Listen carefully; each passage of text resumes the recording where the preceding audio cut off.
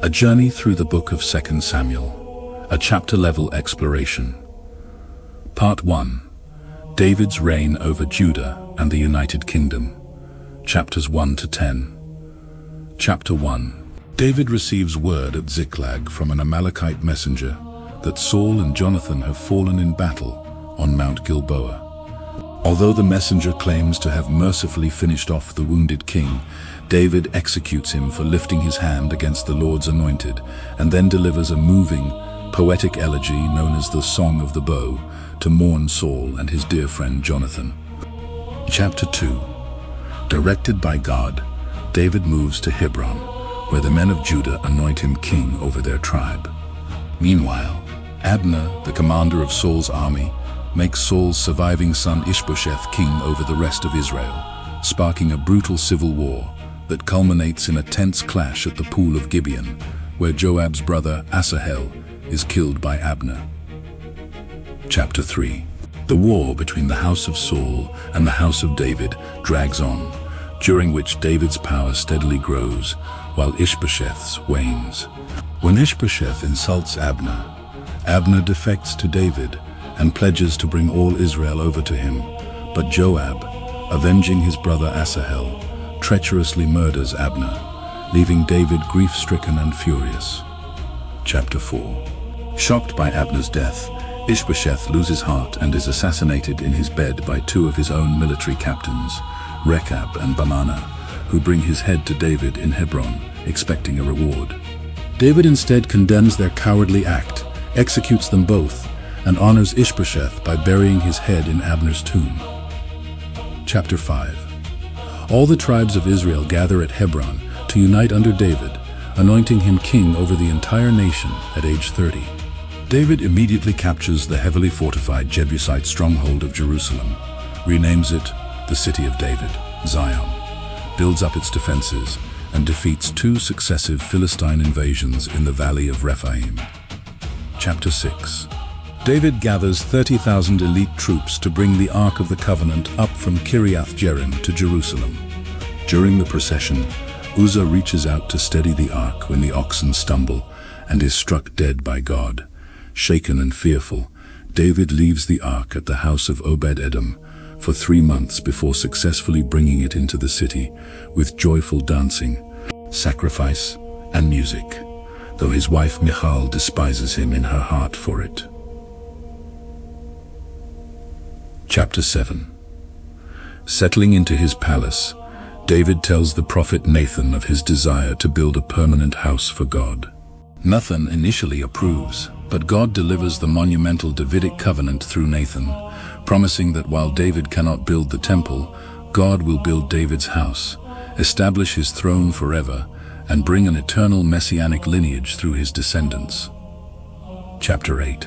David consolidates his kingdom through a series of decisive military campaigns, subduing the Philistines, Moabites, Syrians, and Edomites, while establishing a just administration featuring Joab as commander, Jehoshaphat as recorder, and Zadok and Ahimelech as priests. Chapter 9. Remembering his covenant with Jonathan, David searches for any surviving member of Saul's family and discovers Mephibosheth, Jonathan's crippled son. David brings him to the royal table, restores all of Saul's land to him, and treats him like one of his own sons. Chapter 10. When the new king of the Ammonites severely humiliates David's ambassadors by shaving half their beards and cutting their garments, war breaks out. Joab and Abishai rout the Ammonite and Aramean coalition, and after a subsequent counterattack, the foreign kings sue for peace and become subject to Israel. Part 2. David's sin and domestic turmoil. Chapters 11 to 20. Chapter 11. While Israel's army is away at war under Joab, King David stays behind in Jerusalem. From his palace roof, he spots a beautiful woman named Bathsheba, bathing, commits adultery with her, and when she becomes pregnant, orchestrates a cover-up that results in her husband Uriah, the Hittite, being deliberately abandoned and killed on the front lines of battle. David then takes Bathsheba as his wife. Chapter 12. The prophet Nathan, confronts David with a poignant parable about a rich man stealing a poor man's pet ewe. When David burns with anger against the rich man, Nathan declares, "You are the man," pronouncing severe judgment that the sword will never depart from David's house. Although David immediately confesses his sin and is spared execution, his and Bathsheba's newborn son falls ill and dies. Soon after, Bathsheba gives birth to Solomon. Chapter 13. The bitter consequences of David's sin erupt within his family when his eldest son, Amnon, lusts after and violently violates his half-sister Tamar. 2 years later, Tamar's full brother Absalom nurses a deep, silent hatred, ambushes Amnon at a sheep-shearing feast, has him murdered, and flees into exile in Geshur. Chapter 14.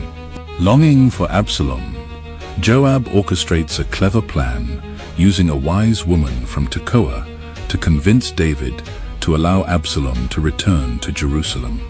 However, David refuses to see or speak to his son face to face for 2 full years, until Absalom forces Joab's attention by setting his fields on fire. Chapter 15. Restored to court favor, Absalom spends 4 years subtly undermining his father, winning the hearts of the people, and organizing a massive, well-planned conspiracy. He declares himself king in Hebron, forcing a heartbroken David to flee Jerusalem barefoot and weeping up the Mount of Olives with a loyal band of followers. Chapter 16. During his flight, David encounters hostile opposition from Shimei, a relative of Saul who curses and throws stones at him, but David forbids his men from retaliating, trusting in God's mercy. Meanwhile, Absalom enters Jerusalem and follows the cynical political advice of Ahithophel by publicly sleeping with David's concubines to consolidate his usurpation. Chapter 17. Absalom seeks counsel on how to pursue David. Hushai, acting as David's secret spy inside the court, successfully stalls Absalom by offering competing advice that gives David vital time to cross the Jordan River. Realizing his counsel has been rejected and his rebellion is doomed, Ahithophel returns home and hangs himself. Chapter 18. David's veteran commanders marshal his forces in the forest of Ephraim against Absalom's massive rebel army. As Absalom flees on a mule, his luxurious hair gets caught in the branches of a large terebinth tree. Despite David's explicit orders to spare his son, Joab executes Absalom with 3 javelins, throwing David into a state of profound, inconsolable grief. Chapter 19. Joab sharply rebukes David for publicly weeping over the rebel son who tried to kill him, rather than thanking the soldiers who saved his life. David returns across the Jordan, pardons the hostile Shimei, rewards Mephibosheth's loyalty, and manages an escalating political friction between the northern tribes of Israel and his own tribe of Judah. Chapter 20. A rebellious Benjaminite named Sheba stirs up a fresh secessionist revolt across Israel, shouting, "We have no share in David." As Joab pursues Sheba to the walled city of Abel-Beth-Maachah, a wise woman negotiates with Joab, having the citizens throw Sheba's severed head over the wall to save the city from destruction. Part 3, Appendices and Final Reflections, chapters 21 to 24. Chapter 21. A 3-year famine strikes Israel due to Saul's unpunished blood guilt against the Gibeonites.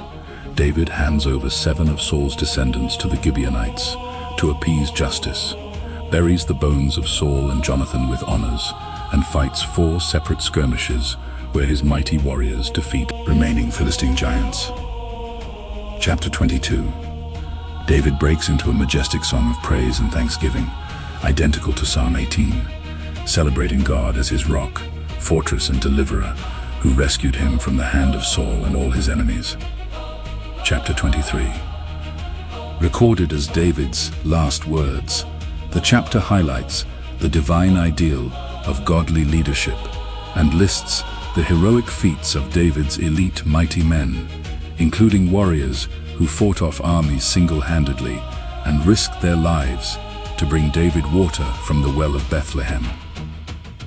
Chapter 24. In a moment of pride, David orders a military census of Israel, provoking God's anger and bringing a devastating 3-day plague upon the nation. When the angel of the Lord stops at the threshing floor of Araunah the Jebusite, David purchases the site, builds an altar, and offers sacrifices. The exact future location where Solomon's temple will be built. Epilogue.